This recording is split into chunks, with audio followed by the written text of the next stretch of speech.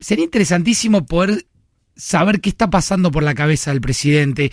No haber persona en la política argentina que lo conozca al presidente tanto como Leandro Santoro, diputado nacional que está en línea, que gentilmente nos está atendiendo. Leandro, Facundo Pastor te saluda. ¿Cómo andás? Buenas tardes. ¿Qué tal, Facundo? Buenas tardes. Bueno, gracias por atendernos. A ver, ¿nos ayudás a entender un poco qué está pasando? Bueno, ya te digo que seguro no soy la persona que más lo conoce. Te agradezco la presentación. Bueno, pero sos una persona que lo sabés interpretar bien. Sí. Mira, acá no es tan importante lo que le pasa a las personas, sino cuál es el rumbo político del país. Yo creo que las ideas, los proyectos, los programas, los rumbos son los que determinan la eficacia o la efectividad de los gobiernos. Sin lugar a duda que uno prefiere siempre que estos debates se den de manera reservada y que contribuyan a mejorar la gestión y a mejorar la calidad de vida de la gente. Así que, digamos, lo que estaríamos viendo ahora es que esto no sucede de manera reservada, sucede de manera pública. Lo importante es poner el foco en lo que verdaderamente importa, que es cómo sostenés el proyecto de crecimiento económico y cómo mejorás la redistribución del ingreso, que en el fondo es lo que está atrás de cada una de estas discusiones. Claro.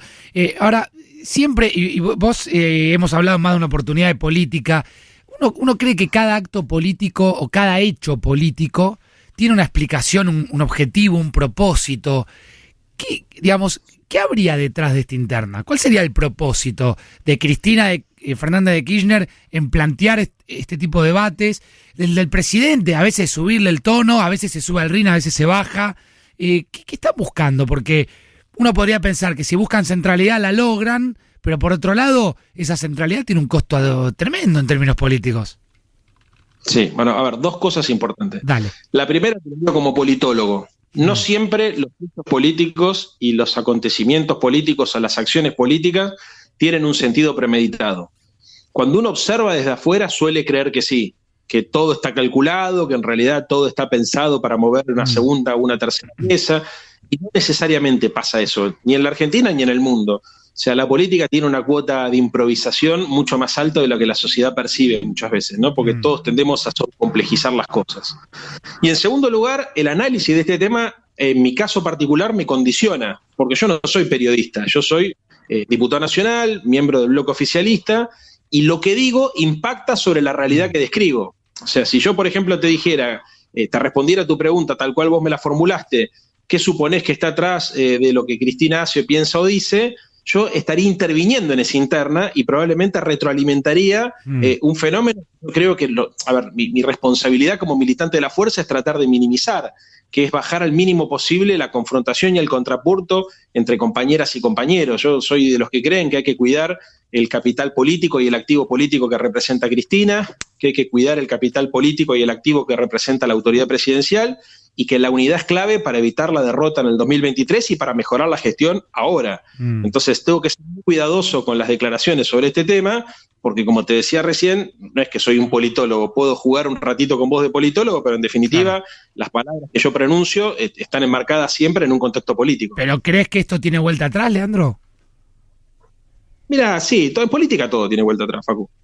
Todo tiene vuelta atrás. Fíjate, la relación entre los dirigentes políticos muchas veces parece que es irretornable y de repente se recomponen las relaciones, y los intereses y los debates ideológicos muchas veces terminan a que personas que estaban en posiciones contrarias e irreductibles se terminen acercando.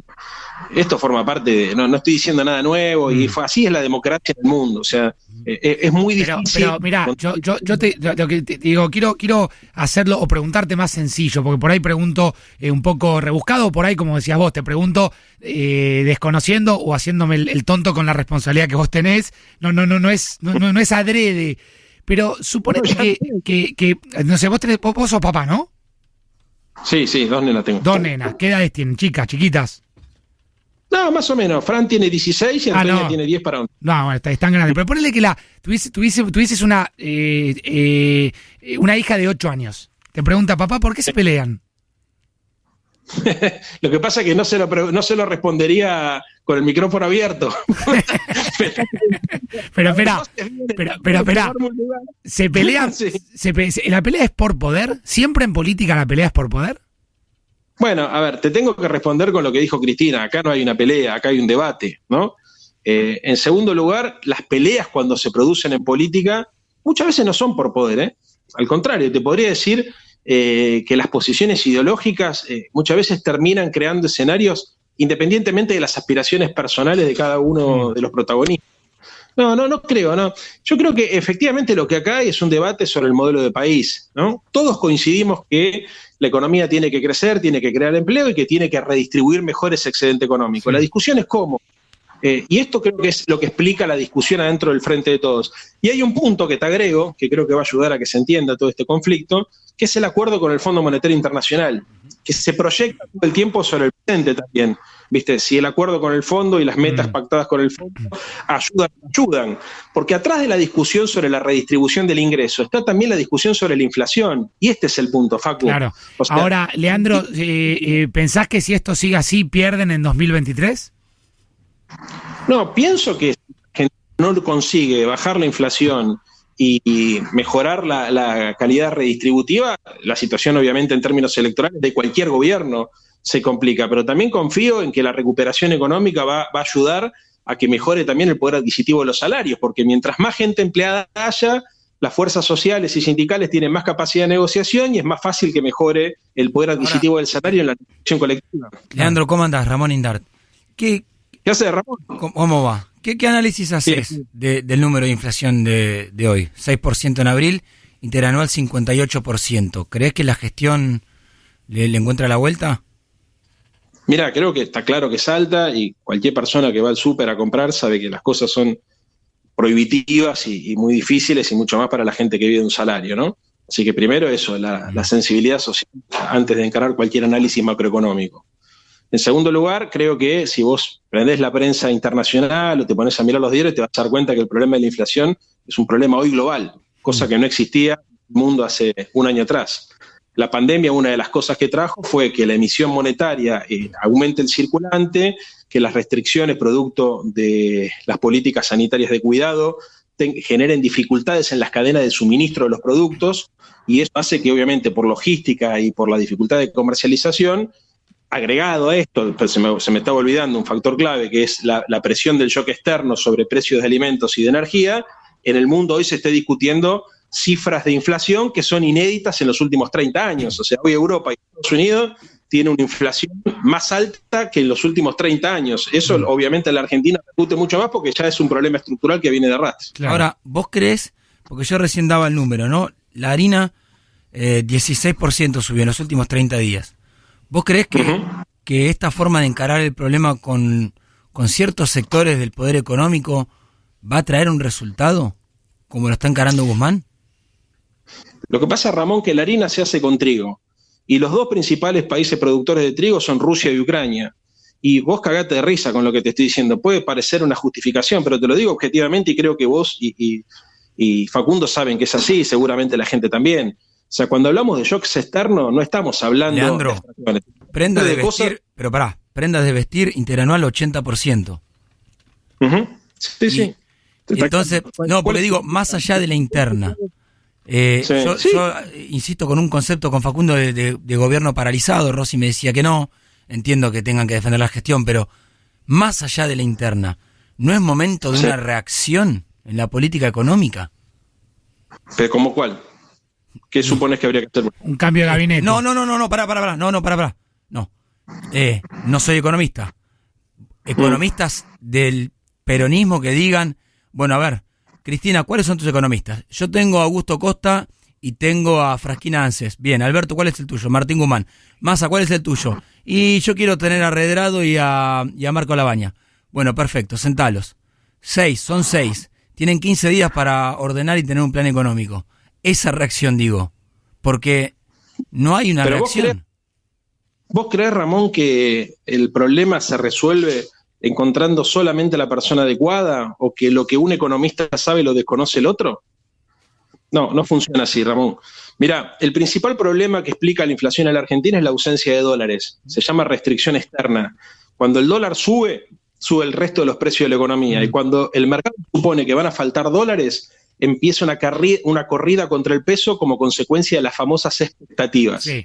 Si la gestión anterior se tomó 100.000 millones de dólares y te dejó cronogramas de vencimiento de deuda, ¿no?, impagables para los próximos 2 años, es obvio que vas a tener presiones sobre el tipo de cambio, y ahí tenés la primera explicación de por qué tenemos los índices de inflación que tenemos. Bueno, entonces, la primera política antiinflacionaria, para que termino, sí, porque es una respuesta. Dale, perdón. La política antiinflacionaria es recomponer reservas. El acuerdo con el Fondo Monetario Internacional lo que permitió fue, entre otras cosas, ganar 4 años de gracia para no tener que enfrentar con las escasas reservas que nos dejó la gestión anterior un cronograma de vencimiento absolutamente delirante.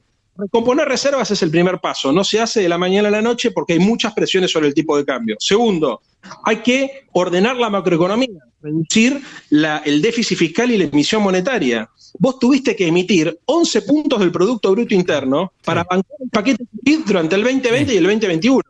Si no hacías eso, se caía la industria, cerraban empresas, se perdían puestos de trabajo. Hiciste eso y lograste no solamente que no se destruyan empresas, sino que baje la desocupación. ¿Cuál es la contracara?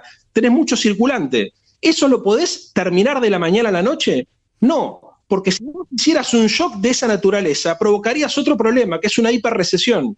Y si tenés una hiperrecesión, tenés destrucción de puestos de empleo. Y lo peor que te puede pasar es a un problema inflacionario agregarle un problema de empleo. Entonces, en política económica... Bueno, pero te voy a hacer una pregunta muy concreta sobre ese punto, vos siendo diputado. Martín Guzmán nos dijo el 27 de abril que iba a haber un proyecto por renta inesperada que iba a permitir que la reserva del Banco Central puedan reforzarse. Y ese proyecto nunca te lo mandaron. No, eso coincido con vos. Y mándelo. No, está bien, pero eso no lo tengo que mandar yo, lo tiene que mandar el Ejecutivo. Claro, bien. Claro. Bueno, esperaremos a que lo mande Martín Guzmán. Me interesó la idea, Leandro, y agradeciéndote la entrevista, de que los cambios o las modificaciones o las mejoras no son automáticas. Pero ¿crees que un cambio de gabinete oxigenaría un poquitito la gestión del gobierno? ¿Puedo responder algo primero de lo de Ramón? Sí, claro, por supuesto. No hay una medida que resuelva la restricción externa. Un impuesto a la renta inesperada se cobra en pesos, no se cobra en dólares, ojo. Me parece que hay errores, porque, a ver, con humildad lo digo, o sea, yo estudio mucho para tratar de explicar los fenómenos complejos, y a veces cuando uno lo quiere simplificar para meterlo en los tiempos de la radio y de la tele, puede cometer... Sí. Entonces, sí creo que sería bueno, obviamente, que haya mayor equidad redistributiva, y tanto la política fiscal como la política impositiva son instrumentos que los gobiernos populares tienen que ajustar para que cumplan con sus resultados. Claro. Punto número 1. Punto 2. Los gabinetes económicos, yo en este sentido, viste que al principio de la entrevista te decía, no quiero personalizar, lo importante son las ideas del programa. Creo que en la Argentina excesivamente le ponemos peso a los nombres propios. Y es un error. Realmente Guzmán, por ejemplo. Error. O sea, cómo se carga ahora sobre Guzmán. Viste, a mí muchas veces me dicen Macri. Yo siempre digo lo mismo. Y sí, Macri. Pero el problema no es Macri.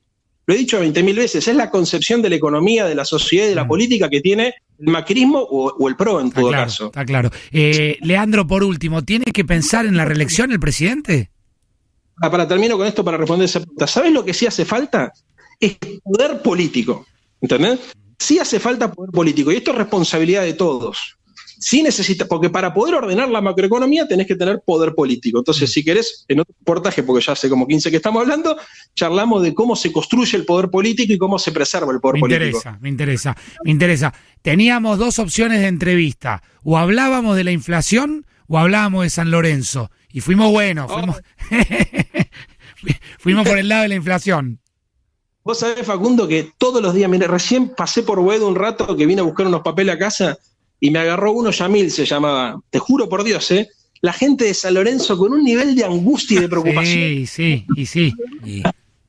Juro por Dios, no es para menos. Para hablar de San Lorenzo, y le aclaro todo que yo no quiero ser dirigente del club ni nada, simplemente que quiero el club como lo queremos todos, ¿no? Y estamos preocupados todos. Leandro, gracias, un abrazo grande, gracias por la entrevista.